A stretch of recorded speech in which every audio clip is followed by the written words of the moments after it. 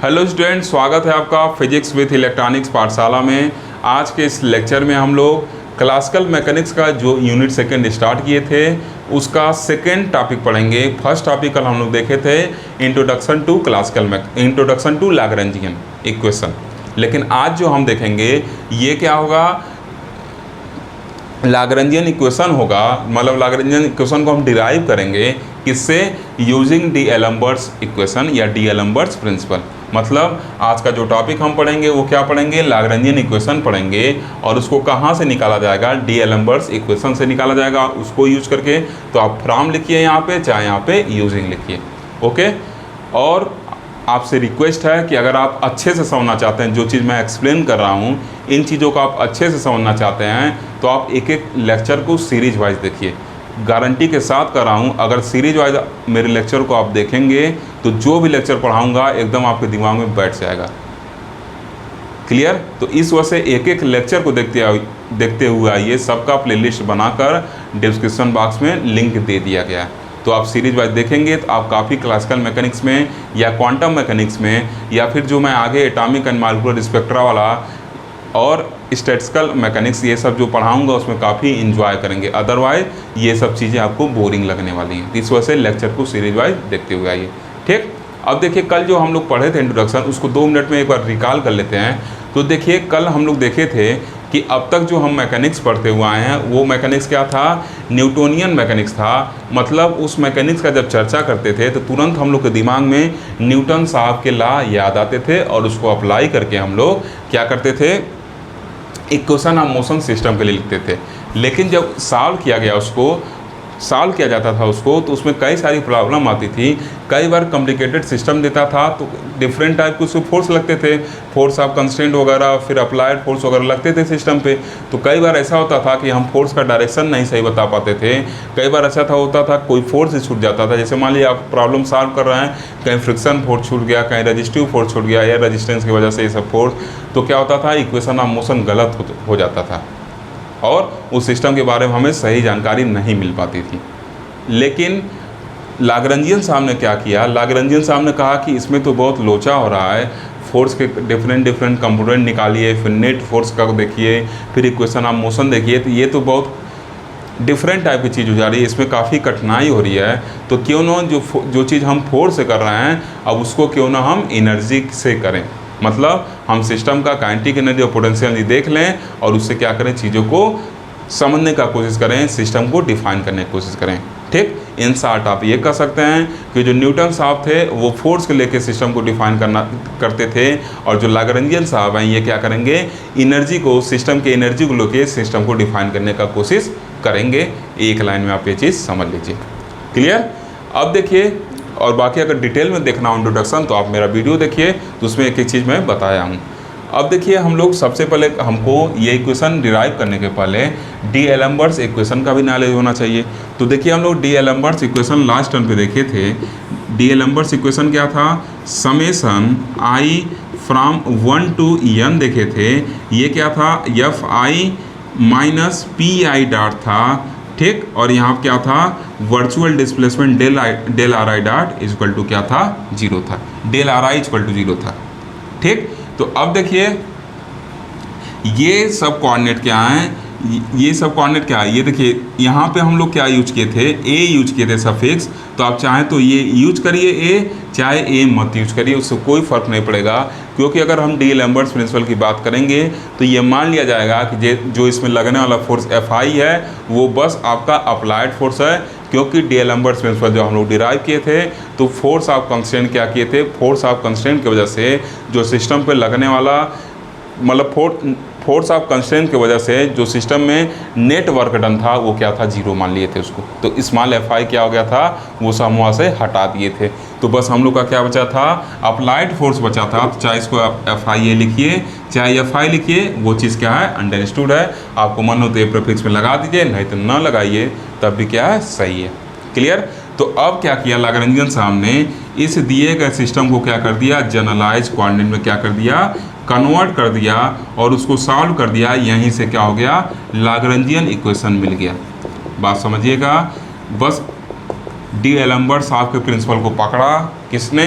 लाग्रेंजियन साहब ने, और क्या किया, इसमें दिए गए वैल्यू, जो सब वैल्यू दी गई del are I, F I, P I dot, del are I, इन सब चीज़ों को जनरलाइज कोऑर्डिनेट में कन्वर्ट कर दिया और उठा के उस वैल्यू को इसके जगह पर रख दिया और सॉल्व कर दिया, तो हमको लाग्रेंजियन इक्वेशन क्या हो गया? मिल गया।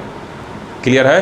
फिर से रिपीट कर दे रहा हूँ, डी एलम्बर्ट्स प्रिंसिपल में जो भी डेटा थे उसको लाग्रेंजियन साहब ने क्या किया? जनरलाइज कोऑर्डिनेट के फॉर्म में क्या कर दिया? व्यक्त कर दिया और उसको सॉल्व कर दिया, जो इक्वेशन मिला उसको लाग्रेंजियन इक्वेशन कह दिया। क्लियर है चीज़? तो ये सब चीज़ें क्या करना हमको आगे, ये सब चीज़ें जनरलाइज कोऑर्डिनेट के फॉर्म में क्या करना है? सॉल्व करना है और फिर उसको देखना है उसका वैल्यू क्या आएगा। तो अब देखिए जनरलाइज कोऑर्डिनेट का फ़ायदा क्या है। तो अगर आप जनरलाइज कोऑर्डिनेट वाला चैप्टर मेरा वीडियो देखे होंगे तो उसमें से आप समझे होंगे जनरलाइज कोऑर्डिनेट का क्या फ़ायदा है।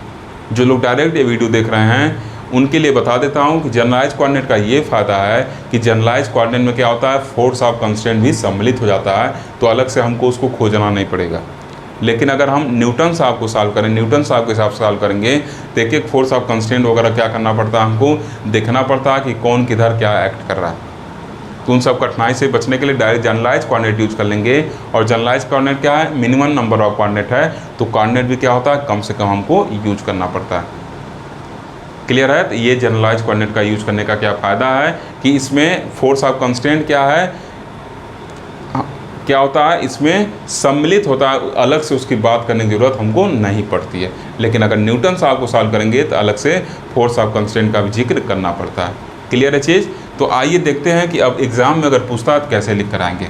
इसको लिखने के पहले एक चीज़ और मैं बता देना चाहता हूँ कि जो भी बच्चे फिजिक्स से एमएससी करने का सपना देख रहे होंगे, फिर आगे CSIR नेट और PhD करके असिस्टेंट प्रोफेसर बनने का सपना देख रहे होंगे, उनके लिए ये सब टॉपिक काफ़ी इम्पॉर्टेंट है। क्योंकि चाहे आप IIT JEM का एग्ज़ाम देना चाहते हो, चाहे जेस्ट का एग्ज़ाम देना चाहते हो, चाहे आप आइजर में एडमिशन लेना चाहते हो, चाहे आप नाइजर में एडमिशन लेना चाहते हो, चाहे आप टिफर के थ्रू क्या करना चाहते हो? MSc करना चाहते हो, कहीं से मतलब IISc बेंगलोर वगैरह कहीं से अगर आप क्या करना चाहते हो? MSc करना चाहते हो, या किसी सेंट्रल यूनिवर्सिटी या अपने सिटी के किसी स्टेट यूनिवर्सिटी से MSc करना चाहते हैं, तो ये सब टॉपिक उन सब कंपटीशन एग्ज़ाम के लिए, उन सब एंट्रेंस एग्ज़ाम के लिए काफ़ी इम्पॉर्टेंट है। तो इस वजह से आप सीरियसली पढ़िएगा। क्लियर? और जो मैथ से भी जाना चाहते हैं, मैथ में भी कहीं कहीं आपको इसका यूज पड़ जाएगा आगे MSc में, डेफिनेटली मैं बता रहा हूँ। इस वजह से आप मैथ वाले बच्चे सीरियसली देखें और चीज़ों को समझने की कोशिश करें। जहाँ पर याद करना रहेगा वहाँ पर मैं बताऊँगा कि इसको आप याद कर लीजिए। ठीक? तो समझते हुए चलिए। अब देखिए लिखेंगे क्या। सबसे पहले हम लोग देखिए तकिया कलाम एक यूज करते आए ना, जब कोई टॉपिक यूज किए हैं तो एक सिस्टम कंसिडर किए हैं और कह दिए हैं n पार्टिकल्स है। अब आप सोचते रहिए कोई n क्या है, 100 है कि 200 है। वो तो n एक जनरल केस किए हैं, n 100 हो सकता है, 2 हो सकता है, 1000 हो सकता है, मिलियन, बिलियन, ट्रिलियन, या 1 भी हो सकता है, 2 भी हो सकता है।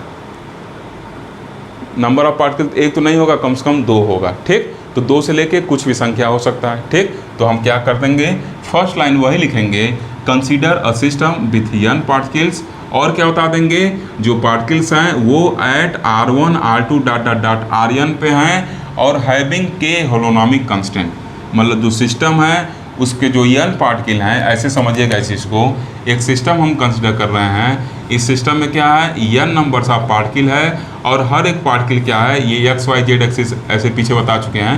हर एक पार्टिकल क्या है, ये ओरिजिन से जो है, मतलब ओरिजिन से ये क्या है आपका, मान लीजिए first particle, second particle, third particle, n particle ऐसा है। ठीक? तो हर एक पार्टिकल को हम पोजीशन वेक्टर दिखाएंगे। तो पहला पार्टिकल मान लेना R1 पोजीशन वेक्टर पे है, दूसरा क्या R2 पोजीशन वेक्टर पे, nवा क्या है Rn पोजीशन वेक्टर पे। तथा साथ ही साथ इस सिस्टम में होलोनॉमिक कंस्ट्रेंट भी लग रहा है, मतलब ये होलोनॉमिक कंस्ट्रेंट वाला सिस्टम है और इसमें जो इक्वेशन इसमें जो कंस्ट्रेंट है वो क्या है, k है। इतना चीज़ हम मान लिए।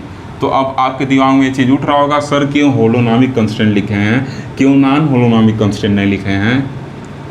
तो इसका जवाब ये है, और ख़ास करके ये अंडरलाइन कर लीजिएगा अपने कॉपी में, क्योंकि जिन यूनिवर्सिटी में MCQ एग्ज़ाम होगा उसके लिए इम्पॉर्टेंट है ये चीज़। देखिए हम होलोनॉमिक कंस्ट्रेंट यूज करेंगे लाग्रेंजियन के लिए, क्योंकि लाग्रेंजियन साहब ने होलोनॉमिक कंस्ट्रेंट यूज करते ही अपने इक्वेशन को बनाया था।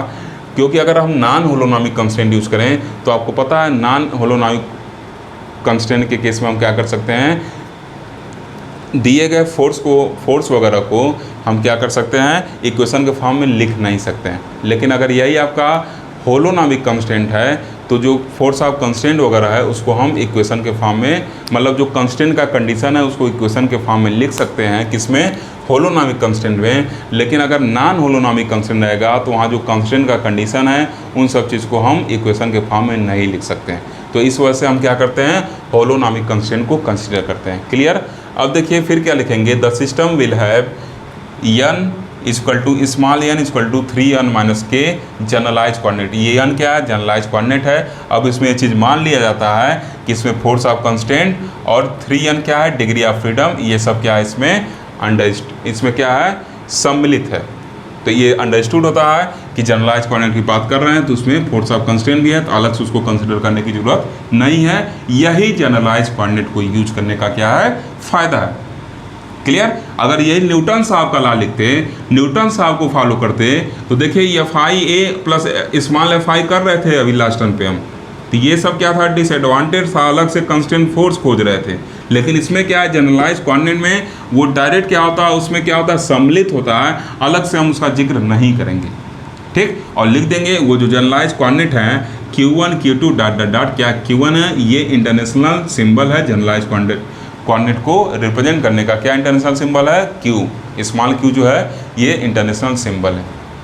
इंटरनेशनल लेवल पे इसको एक्सेप्ट किया गया है, किसी से रिप्रेजेंट किया जाएगा। क्लियर। यहाँ तक क्लियर। पहला चीज़ हम लोग क्या देखें कि जो सिस्टम यूज करेंगे लैग्रेंजियन के लिए वो होलोनॉमिक होगा। क्यों होलोनॉमिक यूज करेंगे, क्योंकि होलोनॉमिक सिस्टम में अगर होलोनॉमिक कंस्टेंट वाला सिस्टम है तो उसमें हम जो कंस्टेंट कंडीशन है उसको इक्वेशन के फॉर्म में लिख सकते हैं। और हमको क्या चाहिए, हम तो equation of motion he derive कर रहे हैं, तो अगर जो चीज़ें हैं उसको इक्वेशन में लिख सकें तो ये तो हमारे लिए आसान बात है ना। अभी नॉन होलोनॉमिक कंस्टेंट होता है, क्या होता है, चीज़ों को जो कंस्टेंट कंडीशन उनको इक्वलिटी के फॉर्म में हम नहीं लिख पाते, इक्वेशन फॉर्म नहीं लिख पाते, तो हमारे लिए यूजफुल नहीं होती। तो इस वजह से हम होलोनॉमिक कंस्टेंट यूज करते हैं। जनरलाइज कोऑर्डिनेट को क्यों इन्होंने यूज़ किया लैग्रेंजियन ने, क्योंकि जनरलाइज कोऑर्डिनेट में ये जो आपका क्या है कंस्टेंट है वो समाहित है, उसमें क्या है, सम्मिलित है ऑलरेडी। ठीक। और फिर अगला लाइन क्या लिखेंगे, इसको पहले मैं हटा देता हूँ। अगला लाइन देखिए क्या लिखा जाएगा, यहाँ से लिखा जाएगा कि the transformation equation from R variables to the Q variables. ये R क्या है, आपके जनरल कोऑर्डिनेट्स हैं, और Q क्या है, जनरलाइज कोऑर्डिनेट। बताया ना इंटरनेशनल लेवल पे इसको माना गया है कि Q को जनरलाइज कोऑर्डिनेट का सिंबल कहा जाएगा। ठीक। Q variables are given by transformation equation, holonomic constant, generalise coordinate. हर एक टॉपिक पे जो अभी तक जिक्र किए हैं इसमें सब पे मैं वीडियो बनाया हूँ। अगर आप वीडियो को देखकर, और मैं रिक्वेस्ट कर रहा हूँ आपसे, आप वीडियो को देखकर इस टॉपिक को देखिए, तो आप देखिएगा कितना आसान ये टॉपिक लगेगा। अगर नहीं देखेंगे, डायरेक्ट इसको देखने और समझने का कोशिश करेंगे तो फिर आपको दिक्कत होगा।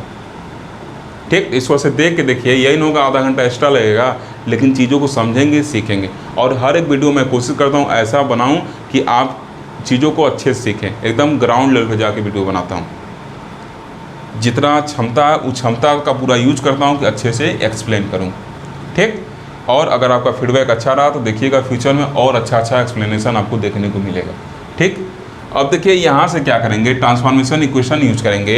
इन R वेरिएबल को क्या करेंगे, जनरलाइज कोऑर्डिनेट के फॉर्म में कन्वर्ट करना चाहते हैं तो ऐसे उसके फंक्शन के फॉर्म में लिख सकते हैं। ठीक। ये हम लोग ट्रांसफॉर्मेशन इक्वेशन में पढ़े हुए हैं। अब हमको क्या चाहिए, हमको डेल RI निकालेंगे, क्योंकि आप देखे थे अभी डीएलम्बर्ट प्रिंसिपल हम यूज किए थे तो उसमें डेल RI हमको आवश्यकता है, उसके वैल्यू को पुट करने की आवश्यकता है। तो अब क्या करेंगे, इस पर आइलर्स थ्योरम लगाएंगे और क्या करेंगे, इसको सॉल्व करने का कोशिश करेंगे। ठीक। तो इतना पहले आप नोट करिए या स्क्रीनशॉट इसका ले लीजिएगा, आप जल्दी से आप इसका स्क्रीनशॉट ले लीजिए। ठीक। अब देखिए क्या लिखेंगे, यहाँ लिखेंगे the virtual displacement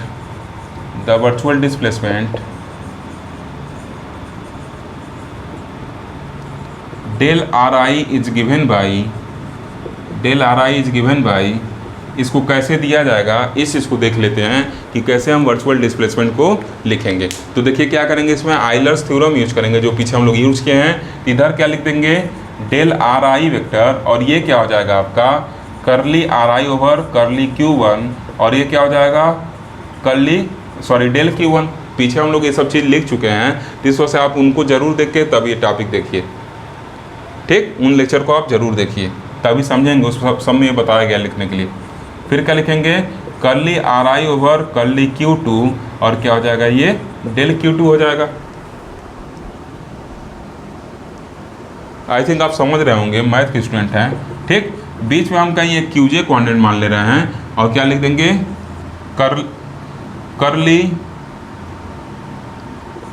QJ sorry ऊपर तो कर्ली आर आई रहेगा ना, curly are I over curly QJ और डेल QJ, ठीक, प्लस डॉट डॉट डॉट, अब क्या लिखेंगे, कर्ली QN, फिर देखिए उल्टा लिख दे रहा हूँ, क्या हो जाएगा, curly are I over curly QN, और ये क्या हो जाएगा, डेल QN हो जाएगा, और प्लस इधर क्या हो जाएगा, ये T वाला टर्म बचा। ठीक, तो इसको कैसे लिखेंगे, ये क्या हो जाएगा आपका, curly are I over curly T into del T। इतना चीज़ क्लियर। तो अब एक चीज़ यहाँ देख लीजिएगा आप, यहाँ एक चीज़ नोट कर लीजिएगा। क्या नोट करना आपको, कि जब हम वर्चुअल डिस्प्लेसमेंट जैसे कर रहे हैं तो तुरंत क्या हो जाएगा, ये वाला टर्म जीरो हो जाएगा, क्योंकि वर्चुअल डिस्प्लेसमेंट में क्या होता है, टाइम तो कांस्टेंट होता है, तो ये सब वैल्यू डेल T तुरंत क्या हो जाएगा, आपका जीरो हो जाएगा। इसका मतलब ये क्या हो जाएगा, पूरा टर्म जीरो हो जाएगा। ठीक, तो इस चीज़ को आप ध्यान दीजिएगा, लिख लीजिएगा, नई बात कहीं लिख दीजिएगा, since virtual displacement does not involve time, that's why the term del are I by sorry curly are I by curly T into del T will vanish. ठीक, अगर आप चाहें लिख लीजिए, या इसको अगले लाइन में हटा दीजिएगा, अगले लाइन में हटा दीजिए, वो अंडरस्टूड है, या आप चाहें तो इसको इसमें भी नहीं लिखेंगे तब भी क्या है, अंडरस्टूड है। ठीक, तो चलिए अब देखिए क्या लिखेंगे, चलिए मैं लिख देता हूँ, वो लाइन लिख ही देता हूँ, नहीं तो आप कहेंगे कि छोड़ छोड़ के नोट्स बनवा रहे हैं। चूँकि इस वजह कह रहा था कि टाइम लिखने में ज़्यादा लगता है तो फिर वीडियो काफ़ी लंबा हो जाता है।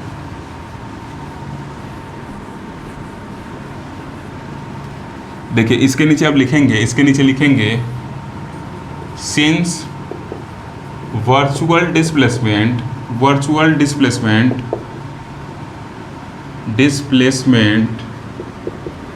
Does not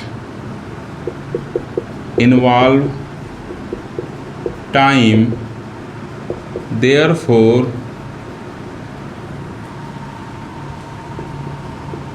in the above equation, चूंकि इसके नीचे लिख रहे हैं इसलिए above equation कह सकते हैं, in the above equation the term curly ri over curly t, देखिए आज बहुत गलत लिखा रहा है, curly are I over curly T into del T will vanish, क्या हो जाएगा, ये आपका जीरो हो जाएगा। ठीक, तो अब क्या हो जाएगा, therefore curly sorry del are I equal to क्या हो जाएगा, देखिए उल्टा सीधा निकल रहा है, बहुत गलती हो रहा है, क्या हो जाएगा, del are I equal to, यहाँ क्या हो जाएगा, curly are I over curly Q1 del Q1, फिर क्या हो जाएगा, plus curly are I over curly Q2 del Q2 plus dot dot dot, अब क्या लिखेंगे, curly are I over curly QJ del QJ, फिर क्या लिखेंगे, प्लस डॉट डॉट डॉट, अब क्या लिख देंगे, plus curly are I over curly QN, और ये क्या हो जाएगा आपका डेल Q1, ये पूरा टर्म क्या हो गया, जीरो हो गया। ठीक, यहाँ तक मिला हमको। अब देखिए इसको क्या लिख सकते हैं, पहले इतना नोट कर लीजिए आप, इसको देखिए क्या लिख सकते हैं, curly sorry del are I equal to क्या हो जाएगा, समेसन यहाँ से क्या लिखेंगे, आई इक्वल टू, आई तो यूज करनी है, तो क्या यूज करेंगे, आई यूज करनी है, के भी हम लोग यूज करनी है कांस्टेंट में, इसलिए अब यहाँ पे जे यूज करेंगे, तो क्या लिखेंगे, summation j equal to 1 to n, कहाँ तक गया है, n तक गया है, तो summation j equal to 1 to n, ये क्या हो जाएगा, curly are I over curly QJ, और यहाँ क्या हो जाएगा, डेल QJ। नोट कर लीजिए, जल्दी जल्दी नोट करते जाइए, इसलिए साइड हट रहा हूँ, या तो आप स्क्रीनशॉट लेते जाइएगा। ठीक, यहाँ तक हम लोग लिख लिए। अब इसके नीचे क्या लिखेंगे,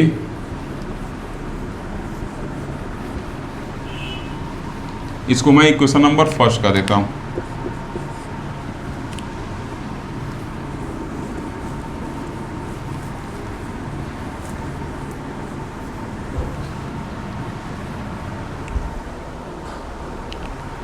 अब लिखेंगे according to D'Alembert's principle, according to D'Alembert's principle we have, क्या है हम लोग के पास, डी एलम्बर्ट्स प्रिंसिपल के अकॉर्डिंग क्या है, summation I from 1 to n F I minus P I dot, और यहाँ क्या है आपका del are I equal to 0, ये चीज़ है। ठीक, देखिए अब इसके आगे क्या लिखेंगे,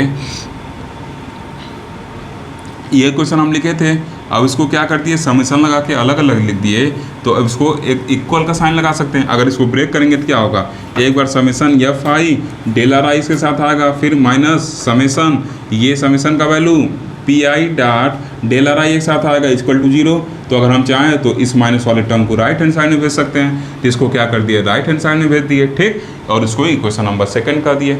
अब जो हमारा टारगेट है, इस इक्वेशन नंबर 2 को सॉल्व करना है in terms of generalize coordinate. Starting बताएं कि लैग्रेंजियन ने क्या किया, जनरलाइज में कन्वर्ट कर दिया। तब इसको क्या करेंगे, जनरलाइज कोऑर्डिनेट के टर्म में सॉल्व करेंगे। तो सबसे पहले हम लेफ्ट हैंड साइड को उठाए हैं और उसको सॉल्व करेंगे, फिर राइट हैंड साइड को उठाएंगे और उसको सॉल्व करेंगे, और दोनों का वैल्यू लाके इक्वेशन नंबर 2 में सब्स्टिट्यूट कर देंगे। तो अब देखिए क्या लिखे, let us first take left hand side, यहाँ भी डॉट लगा दीजिएगा, लेफ्ट हैंड साइड आप इक्वेशन 3। तो लेफ्ट हैंड साइड जब इक्वेशन 3 का लिए तो क्या लिखे, लेफ्ट हैंड साइड को एज इट इज लिख दिए, this is the left hand side, वो वैल्यू पूरा लिख दिए। अब देखिए I equal to 1 to n F I, अब हम इक्वेशन फर्स्ट है वर्चुअल डिस्प्लेसमेंट का वैल्यू जनरलाइज कोऑर्डिनेट के टर्म में जान रहे हैं, तो वर्चुअल डिस्प्लेसमेंट का वैल्यू यहाँ से सब्स्टिट्यूट कर दिए। एक चीज़ आप समझिएगा, हो सकता है आप बुक पढ़ रहे हो या आपके कॉलेज में पढ़ाया जा रहा हो तो आप कंफ्यूज हो रहे हो। मैं यहाँ जे यूज किया हूँ, हो सकता है आपके कॉलेज में के यूज किया जा रहा है। मैं यहाँ पे जे इसलिए यूज किया हूँ क्योंकि के को कंस्टेंट में यूज कर लिया हूँ। हो सकता है आपके कॉलेज में कंस्टेंट के जगह पी यूज किया जाए, कुछ भी यूज किया जाए, जिससे मत आप कंफ्यूज होएगा। ये आई जे के जो भी हम यूज कर रहे हैं ये सब के सब डमी इंडिसेस हैं। ठीक, तो आप आई यूज करिए चाहे जे यूज करिए चाहे के यूज करिए, बात क्या है, बराबर है। बस एक चीज़ ध्यान दीजिएगा, जनरलाइज कोऑर्डिनेट जब यूज कर रहे हैं तो क्यू, स्मॉल क्यू के साथ छेड़छाड़ नहीं होना चाहिए, और जब जनरलाइज फोर्स यूज कर रहे हैं तो कैपिटल क्यू के साथ छेड़छाड़ नहीं होना चाहिए, सफिक्स कुछ भी रहे, जे के कुछ भी। ठीक, तो ये चीज़ दिमाग में सेट कर लीजिए आज से। नहीं तो जो मैं पढ़ा रहा हूँ, बुक पढ़ रहे होंगे, कॉलम देख रहे होंगे कि आप क्या करें, यूट्यूब वाले सर आई पढ़ाते हैं, जे पढ़ाते हैं, के पढ़ाते हैं, अब मम्मी क्या करें, अब तो समझ नहीं आ रहा, एक जगह आई है, एक जगह जे है, एक जगह के है, अब हुए परेशान। तो ये सब चीज़ दिमाग से निकालिए, ये सब डमी इंडिसेस हैं, और डमी इंडिसेस टेंशन में आप पढ़ें, बेसिक फर्स्ट में पढ़ाया था आपको। ठीक, तो इस वजह से कन्फ्यूज नहीं होना है। आप चाहे आई यूज करिए, चाहे जे यूज करिए, चाहे के यूज करिए। हाँ, एक चीज़ ध्यान दीजिए, जो इंडिसेस यूज कर लिए हैं उसके अलावा यूज करिए। मैंने आई फोर्स में यूज कर लिया तो उसके बाद जे के को यूज़ कर लिया, तो फिर अब जे को यहाँ यूज़ कर रहा हूँ। ठीक, ये चीज़ दिमाग में रखिएगा, नहीं तो आप कंफ्यूज हो जाएंगे। तो इसके वैल्यू को लाके सब्स्टिट्यूट कर दिया, ये मिला। अब देखिए यहाँ से क्या होगा, यहाँ से यहाँ पहुँचे, और जब यहाँ पहुँचे तो क्या किए, अब इस समेशन को क्या किए, जो ये वाला समेशन था जो फोर्स के साथ चिपका हुआ था, ये फोर्स वाला समेशन इसी के साथ चिपका हुआ है, इसको अंदर ढकेल दिया, तुम अंदर जाओ, और इसको कहे तुम बाहर आओ, इस समेशन का टांग के बाहर कर दिए। क्लियर। अब इस पूरे वैल्यू को, ये जो वैल्यू है समेशन यहाँ से लेकर यहाँ तक, आप पीछे देखिए जनरलाइज फोर्स कहा जाता है, मैं लिखवाया हूँ, हो सकता है यहाँ के बताया हूँ। ठीक, तो इसी को क्या कर दिए हम, क्यूजे कह दिए, कैपिटल क्यूजे, और यही आपका क्या होता है, जनरलाइज फोर्स होता है। ठीक, तो यहाँ तक लिखिए। अब ये लाइन मैं नीचे का पूरा इरेज कर दे रहा हूँ। ठीक, इक्वेशन 2 वगैरह आप दिमाग में रखे रहिएगा, क्योंकि बार बार लिखना मिटाना पॉसिबल नहीं है। आप कापी में नोट बनाते जाइए, तो उसे जब इक्वेशन 2 बोलूँगा तो आप देख के तुरंत नोट कर लेंगे। ठीक, स्क्रीनशॉट लेंगे तो थोड़ा दिक्कत होगा ये सब टॉपिक पढ़ने में, क्योंकि टॉपिक काफ़ी लंबा है और बोर्ड मेरा काफ़ी बड़ा नहीं है। आपके कॉलेज वाले बोर्ड से, यूनिवर्सिटी में जो बोर्ड है उससे थोड़ा सा छोटा बोर्ड है, इसको से मिटाना पड़ेगा। क्योंकि डीडू में आप देखते होंगे क्लास चलता होगा, लेक्चर थिएटर 120 या 122 में, तो बोर्ड बड़ा है तभी मिटा के पढ़ाते होंगे सर लोग। तो यहाँ देखिए अब क्या लिखेंगे, बता देंगे, where q j is equal to summation i equal to 1 to n F i dot curly are I over curly q j is called, इसको पहले इक्वेशन बना लीजिए और यहाँ लिख लीजिए इक्वेशन 5 कर लीजिए, और फिर लिख लीजिए इज कॉल्ड ऐसे नीचे ही लिख लीजिए इज कॉल्ड, कामा लगा के, is called generalized force, is called generalized force. तो आपको दिख रहा होगा कि अब हम लोग फोर्स को जनरलाइज फोर्स में कन्वर्ट कर लिए और इसको भी क्या कर लिए, जनरलाइज क्वांटिटी में कन्वर्ट कर लिए डेल आर आई को। ठीक, तो ये क्या होगा, यहाँ तक हम लोग कन्वर्ट कर लिए, तो यहाँ तक आप जल्दी नोट करिए। ओके स्टूडेंट, तो देखिए इसमें कुछ सेटिंग करेंगे। 5 तक हम लोग देखे थे। यहाँ देखिए एक चीज़ मिसप्रिंट है, सॉरी गलती लिख दिए हैं, मिसप्रिंट नहीं कहेंगे इसको। यहाँ क्या होगा, j = 1 to n होगा ना, क्योंकि QJ हम यूज किए हैं। ठीक, आए वाला लिमिट तो अंदर है। अब देखिए क्या करेंगे, इस टर्म को हम अलग से लेके सॉल्व करेंगे। ऐसा इसलिए कर रहे हैं क्योंकि हमको जो लाग्रेंजियन का रिजल्ट है उस पर क्या करना है, पहुँचना है, और L = t - v वाला जो फॉर्म है इस पर भी हम जाना चाहते हैं। ठीक, तो देखिए पहले हम लाग्रेंज, इसकी बात अभी नहीं करेंगे, पहले हमको क्या करना है, टी का वैल्यू निकालना है। तो हम क्या करेंगे, उसके लिए कुछ सेटिंग कर रहे हैं। टी क्या है, काइनेटिक एनर्जी है। ठीक, तो इसके वैल्यू के लिए हम कुछ सेटिंग कर रहे हैं। आप अगर इससे नहीं समझ पा रहे हैं तो परेशान ना होइए, इसको मैं सॉल्व कर रहा हूँ और ये सब टर्म क्यों लेके अलग अलग सॉल्व कर रहा हूँ अभी आगे आप समझ जाएंगे। ठीक, तो देखिए यहाँ से क्या लिख रहा है, लेट अस नाउ कंसीडर, इस टर्म को मैंने टांगा, इस टर्म का वैल्यू निकालना है मुझे। ठीक, टांगना, इस टर्म का वैल्यू मुझे निकालना है, उसके लिए कुछ एक्स्ट्रा देखिए सेटिंग कर रहे हैं। क्या लिख रहे हैं, mi डॉट या इंटू आपका ये mi into ri dot curly ri over curly qj। ठीक, इसको d/dt का ले रहे हैं। तो जब d/dt लेंगे तो mi क्या आपका कांस्टेंट है, तो एक बार एक फंक्शन ये मान रहे हैं और एक फंक्शन ये मान रहे हैं, दोनों को बारी बारी डिफरेंशिएट कर रहे हैं। तो देखिए क्या किए, mi को एज इट इज लिख दिए, फर्स्ट फंक्शन का डिफरेंशिएशन ri डबल डॉट हो जाएगा, second function plus mi ri dot first function into differentiation of second. तो अब देखिए जैसे ही हम इसको सॉल्व करेंगे तो तुरंत देखिए ये टर्म आपका निकल के यहाँ से आ गया। इसी टर्म की वैल्यू को क्या करना है, इसमें पुट करना है, और ऐसा क्यों करना आगे चल के अभी आपको पता चलेगा। ठीक, तो देखिए ये यहाँ पे आ गया। तो इसको अब क्या करेंगे, एक साइड कर लेंगे, अब बाकी दोनों टर्म को एक साइड हम कर लिए, तो इक्वेशन नंबर क्या हो गया, 6 बन गया। इसको इधर ट्रांसपोज कर दिए और क्या किए, इसको लिख लिए। ठीक, अब इस इक्वेशन 6 को क्या करेंगे, इक्वेशन नंबर, अब देखिए यहाँ क्या लिखना है, यूजिंग इक्वेशन 6 इन इक्वेशन 5, क्या करेंगे, इक्वेशन नंबर 5 में यूज़ करेंगे तो इक्वेशन नंबर 7 बनेगा। तो मतलब इक्वेशन नंबर 5 में जो ये वैल्यू दिया गया है इसके जगह क्या करेंगे, ये पूरा वैल्यू यूज़ करके और इसको क्या करेंगे, हम लिख लेंगे और फिर स्क्वायर ब्रैकेट लगा के बाहर QJ लिख देंगे और इसको इक्वेशन नंबर 7 कर देंगे। ठीक, अभी इतना से काम नहीं चलेगा, इसमें और भी सेटिंग करना है, तब उसको आगे हम लोग देखेंगे अगले सेशन के अंदर। आप स्क्रीनशॉट ले लीजिए, मैं तो कहूँगा नोट्स बनाते हुए चलिए, क्योंकि अभी इन सब इक्वेशन का हो सके फिर नाम लेना पड़े। ठीक, ओके स्टूडेंट, तो देखिए यहाँ तक इक्वेशन नंबर 7 तक हम लोग पहुँच चुके थे। अब इसके नीचे हम क्या करेंगे, कुछ सेटिंग करेंगे।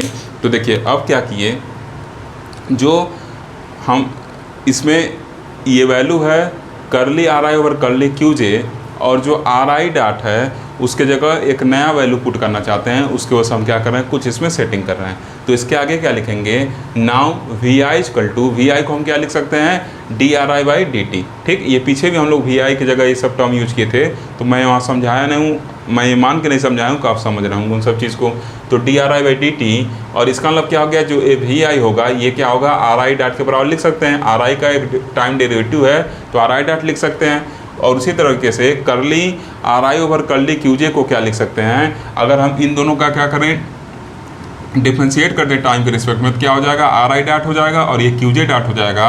और इस ri डॉट की जगह हम क्या लिख सकते हैं, vi लिख सकते हैं। इस ri डॉट की जगह हम vi वेक्टर लिख सकते हैं। ठीक, तो यहाँ से हम क्या करेंगे, इस ri डॉट की जगह vi वेक्टर लिख दिए और नीचे qj कर्ली qj डॉट हो गया। ठीक, अब देखिए क्या हो गया, ये ri डॉट की जगह क्या किए हैं, ये vi वेक्टर लाएँ, क्योंकि ri डॉट जगह है। अब इक्वेशन 8 को इक्वेशन 7 में यूज करेंगे तो क्या हो जाएगा, यहाँ पे देखिए ri डॉट की जगह क्या हो जाएगा, vi हो जाएगा, और इसके जगह क्या हो जाएगा, curly vi over curly qj dot हो जाएगा। और यहाँ पे ri डॉट की जगह क्या हो जाएगा, ri डॉट की जगह क्या हो जाएगा, vi हो जाएगा। और इसको देखिए कैसे लिख सकते, और फिर यहाँ पे देखिए ये वाला जो टर्म है इसके जगह क्या लिखेंगे, ये जो टर्म यहाँ देखिए लिखा गया है curly vi over curly qj। ठीक, इसके जगह लिखा गया है। और एक लाइन देखिए और इसमें क्या किया गया है, इसमें जो पूरा का पूरा ये टर्म्स है, एक मिनट में बताता हूँ। यहाँ पे देखिए जो ये वाला टर्म है, इस टर्म में क्या किया गया है, इसमें एक और सेटिंग किया गया है, क्योंकि हमको जो लैग्रेंजियन सेटिंग किए थे वो सेटिंग हम उस पर अप्रोच कर रहे हैं। तो यहाँ पे क्या किया गया है, कर्ली बाई कर्ली क्यूजे को बाहर ले लिया गया है और अंदर D R I by D T हम लिख सकते हैं। और इस D R I by D T को क्या लिख सकते हैं, D R I by D T को क्या लिख सकते हैं, आर आई डॉट लिख सकते हैं। तो इस आर आई डॉट की जगह हम क्या लिख दिए हैं, इस आर आई डॉट की जगह भी आई लिख दिए हैं और ये curly Q by curly QJ जो है इसके साथ लग गया। क्लियर है, ये curly QJ by curly Q by curly QJ जो हो गया है इसके साथ क्या हुआ, वहाँ पे लग गया है। ओके, अब देखिए यहाँ पे क्या होगा, फिर जब इसको आगे सॉल्व करेंगे तो सॉल्व करेंगे तो क्या किए, इसको डी बाई डी टी केवल इसके साथ है यहाँ पे, तो उसको क्या किए, बाहर कर लिए, समेसन एक बार इसके साथ लगा दिए और एक बार इसके साथ लगा दिए। ओके, अब देखेंगे आगे हम लोग को क्या करना है। ओके स्टूडेंट, तो अब देखिए क्या करेंगे, हम यहाँ तक पहुँचे थे लास्ट सेशन में, ठीक। इसके आगे क्या करेंगे, डी बाई डी टी को बाहर मैंने निकाल लिया और curly by curly QJ dot को बाहर निकाल लिया, ठीक। और ब्रैकेट में जो बचा, ये क्या टर्म बचा, summation i equal to 1 to n half m i v i square लिखे हैं। अब देखिए m i v i square इसलिए लिखे हैं क्योंकि अगर इसको हम क्या करें, डिफ्रेंशिएट करेंगे, अगर इसको हम, अगर ये वैल्यू देखिए, इसको अगर डिफ्रेंशिएट किया जाएगा इसके रिस्पेक्ट में, तो यहाँ पे जो इसका वैल्यू आएगा वो क्या आएगा, यही वाला टर्म बचेगा। अगर आप इक्वेशन देख रहे होंगे आपको दिख रहा होगा यहाँ पे कि अगर हम इसको क्या करें, की वाई जे डॉट को अंदर ले जाएंगे तो क्या होगा, इसके रिस्पेक्ट में इसको डिफ्रेंशिएट करेंगे। तो जब डिफ्रेंशिएट करेंगे तो क्या होगा, यहाँ पे जब डिफ्रेंशिएट करेंगे 2vi आएगा, 2vi से 2i कट जाएगा और यही टर्म बच जाएगा। फिर से रिपीट कर रहे हैं, इसको हम क्या कर लिए, बाहर निकाल लिए हैं। कहीं आप ऐसे समझिए, कहीं ऐसे लिखा हुआ है डी बाई डी टी, ठीक, और क्या लिखा हुआ है, भी स्क्वायर लिखा हुआ है, तो उसको हम क्या लिख सकते हैं, डी बाई डी टी और उसके साथ क्या लिखा है, भी लिखा हुआ है, ऐसे लिखा हुआ है d we by D t कहीं लिखा हुआ है, तो उसको हम क्या लिख सकते हैं, इसको ऐसे भी लिख सकते हैं D by D T of half भी स्क्वायर, ऐसे भी लिख सकते हैं, ठीक। तो इसका मतलब क्या है, हाफ आगे कॉमन आ जाएगा, जब इसको सॉल्व करेंगे 2 D we by D T आ जाएगा, तो यहाँ से 2 से 2 क्या कैंसिल हो जाएगा, d we by D t बच जाएगा, ठीक। तो वही कॉन्सेप्ट यहाँ पे लगाए हैं। तो यहाँ क्या किए, इसको बाहर कर लिए और इसको अंदर लिख लिए। उसी तरीके से curly Q by curly Q J बाहर लिख लिए, तो यहाँ क्या करना पड़ेगा, हाफ लगाना पड़ेगा और इसको भी आई स्क्वायर करना पड़ेगा, ठीक। अब यहाँ से इसको हम क्या कर देंगे, काइनेटिक एनर्जी कर देंगे। यहाँ से इसको क्या कहेंगे, काइनेटिक एनर्जी कर देंगे, ठीक। ये क्या हो जाएगा, काइनेटिक एनर्जी होगा, आपको पता है half m v square kinetic energy होता है, तो एम आई भी स्क्वायर लिखा हुआ है, इसका मतलब क्या, आई एथ पार्टिकल का काइनेटिक एनर्जी है, ठीक। तो इसको क्या कर दिए हम, curly T over curly QJ कर दिए और ये भी क्या हो जाएगा, इसको क्या कर दिए, काइनेटिक एनर्जी कर दिए, तो क्या हो गया, curly T over curly QJ हो गया। ये क्या है, ith पार्टिकल काइनेटिक एनर्जी है, इस पर समेसन लगा, उसका मतलब टोटल एनर्जी हो जाएगा, इसलिए यहाँ क्या लिखे हैं, टी लिखे हैं, टी आई नहीं लिखे हैं। उसी तरीके यहाँ पे भी क्या है, टी आई ना लिख के टी लिखे हैं, क्योंकि होल सिस्टम का क्या होगा, एनर्जी होगा। तो यहाँ बता देंगे वेयर ये टी इक्वल टू क्या है, इतना लिखने वाले लिख दीजिएगा, is kinetic energy, is kinetic energy, kinetic energy of whole system, क्योंकि समेसन लगा दिए ना, अगर समेसन नहीं लगाते तो यहाँ एम आई भी आई है तो टी आई लिखना पड़ता, ठीक। तो क्या हो गया, kinetic energy of whole system. और इसी वैल्यू को इक्वेशन नंबर 9 और जो इक्वेशन नंबर 3 था वहाँ से क्या करेंगे, इक्वेशन 3 इक्वेशन 9 से वैल्यू को लेकर 2 में पुट कर देंगे। तो क्या लिखे हैं, फ्रॉम इक्वेशन 2, 3 एंड 9, ये देखिए 9 रहेगा, फ्रॉम इक्वेशन 2, 3 एंड 9। तो यहाँ से क्या हो जाएगा, 2, 3, 9 से जब सॉल्व करेंगे एक साथ, मतलब 2 में 3 और 9 से वैल्यू पुट करेंगे तो कुछ ऐसा आएगा, ठीक। पी आई को मैंने इधर लिख लिया है और इसको क्या कर दिया, इधर लिख दिए। क्लियर है। अब देखिए यहाँ अगर क्या करें, इसके अगला वाला लाइन क्या होगा, आप आगे लिखिएगा इसको, अगर इसको इधर करते हैं तो माइनस हो जाएगा और यहाँ क्या हो जाएगा, 0 हो जाएगा, ठीक। तो अब यहाँ देखिए क्या हो जाएगा, अगर इसको एक साथ लिखना चाहे तो क्या लिखेंगे, डी बाई डी टी, ये क्या हो गया, curly T by curly Q J dot, ठीक, minus curly T by curly Q J, और यहाँ देखिए क्या है, माइनस इसको क्या लिख सकते हैं, क्यू जे, ठीक, अब पूरा समेशन क्या कर लिए, कॉमन ले लिए, क्योंकि समेशन क्या सेम है, दोनों कॉमन ले लिए और यहाँ पे del q j equal to क्या लिख दिए, 0 लिख दिए। ठीक, ऐसे लिख सकते हैं। अब देखिए आगे क्या होगा, देखिए इसमें इतना सेटिंग करना पड़ेगा लाग्रेंजियन के रिजल्ट को लाने के लिए, कहीं भी पुट करना पड़ेगा, कहीं आर आई पुट करना पड़ेगा। ठीक, तो ये सब चीज़ें आपको दिमाग में ध्यान देना पड़ेगा। क्यों, आप अगर आप ये रीज़न देंगे क्यों ऐसा किया जा रहा है, तो उसका रीज़न मेरे पास नहीं है। ऐसा इसलिए करना है क्योंकि लाग्रेंजियन अप्रोच पे चलना है और लाग्रेंजियन ने यही अप्रोच अपना कर चला था, इसलिए हम लोग भी यही अप्रोच अपना के उनके रिजल्ट पे चल रहे हैं। बस ये इसका आंसर है। ठीक, आपको पहले दिन बताए थे IQ लगाएंगे नहीं समझेंगे, EQ लगाइए, देखिए क्या चीज़ें कैसे हो रही हैं। ठीक, तो अब आगे आपको समझ में आ गया होगा क्यों हम लोग सेटिंग किए थे, VI वगैरह लिखे थे। ठीक, तो अब यहाँ से देखिए क्या होगा, ये पूरा इक्वेशन 0 करना है, तो ये तो 0 हो नहीं सकता, ये 0 हो नहीं सकता। ठीक, तो इसका मतलब इस इक्वेशन को 0 होने के लिए ये पूरा टर्म क्या होगा, आपका क्या करना पड़ेगा, 0 करना पड़ेगा। तो इसका मतलब क्या लिखेंगे, इट्स इम्प्लाइड डैट, इसके नीचे लिखिएगा d/dt curly T over curly Q J minus curly T by curly Q J, यहाँ देखिए डॉट है, यहाँ क्यू जे है। ठीक, इतना हो गया। एक चीज़ आप ध्यान देखिएगा, देखिए बड़ा ब्रैकेट बनाया ना, तो यहाँ कर्ली ब्रैकेट इसको कर लीजिएगा। ठीक, इसको आप कर्ली ब्रैकेट में कर लीजिएगा और बाहर क्या करिएगा, बड़ा ब्रैकेट बनाइएगा। ठीक, तो इतना हो गया। अब यहाँ क्या हो जाएगा, minus q j is equal to 0। ठीक, इसका मतलब ये पूरा टर्म क्या होगा, ब्रैकेट का 0 होगा इस इक्वेशन को 0 होने के लिए। तो अब यहाँ से क्या हो जाएगा, it's implied that d/dt curly T over curly Q J minus curly T over curly Q J और equal to capital Q J. ठीक, यही क्या है, this is the general form of Lagrangian equation. This is the general form of Lagrangian equation. ये Lagrangian equation का क्या है, general form है। ठीक, तो ये सब चीज़ें देखिए, इसमें थोड़ा कुछ चीज़ें मैं डायरेक्ट बताया हूँ क्योंकि मान को बताया, कुछ ना चीज़ आप समझ रहे हैं। डिटेल में जाएंगे तो कम से कम 2 घंटे का लेक्चर ही जाएगा। ठीक, फिर भी अगर कहीं डाउट हो तो आप उसको जरूर पूछेगा। यही क्या होता है, जनरल फॉर्म होता है लाग्रेंजियन इक्वेशन का। ठीक, अब आपको समझ में आया होगा कि जब ये लाइन समझाया था, याद करिए क्यों हम कर्ली बाई कर्ली क्यूजे को बाहर निकाले थे, d/dt को अंदर ले गए थे। वो बस इसलिए ले गए थे क्योंकि हम यहाँ पे क्यूजे लाना चाहते थे और यहाँ पे क्यूजे डॉट लाना चाहते हैं। और क्यों लाना चाहते थे, क्योंकि लाग्रेंजियन साहब ने ऐसे ही करके लाया था। ठीक, तो बस इस वजह से वहाँ पे बाहर किया गया था।